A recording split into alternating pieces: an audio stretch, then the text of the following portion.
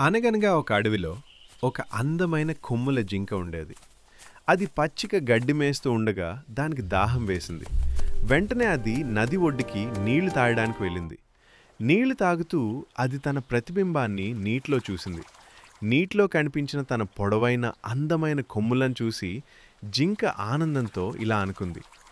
అబ్బా, నా కొమ్ములు ఎంత అందంగా ఉన్నాయో! అడవిలో ఎవరికీ ఇలాంటి కొమ్ములు లేవు. నేను చాలా అదృష్టవంతురాల్ని. అలాగే తన చూపు దాని కాళ్ళవైపు పడింది. కాళ్ళను చూసి ఇలా అనుకుంది.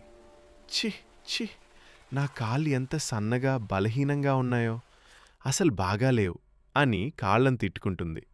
అలా ఆలోచిస్తున్న సమయంలో పక్కనే ఉన్న పెద్ద పొదల్లోంచి అడవికి రాజైన సింహం ఒకసారిగా జింక వైపుకు దూకింది. జింక భయంతో అక్కడి నుంచి పరిగెత్తింది. పరిగెడుతూ ఉండగా జింక కొమ్ములు చెట్ల తీగల్లో చిక్కుకుపోయాయి. జింక ఎంత ప్రయత్నించినా కొమ్ములు బయటికి రావటం లేదు. సింహం దగ్గర పడుతున్నది. అప్పుడు జింక బాధతో ఇలా అనుకుంది. అయ్యో దేవుడా, నేను చాలా ఇష్టపడ్డ నా కొమ్ములే ఇప్పుడు నా ప్రాణాలను తీస్తున్నాయి.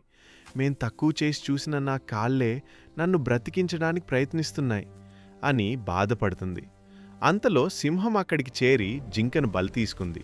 ఈ కథలో నీతి ఏమిటంటే, ఎవరినైనా లేదా ఏ విషయమైనా దానిని పరిస్థితిని చూసి తక్కువ చేసి చూడకూడదు. ప్రతి ఒక్క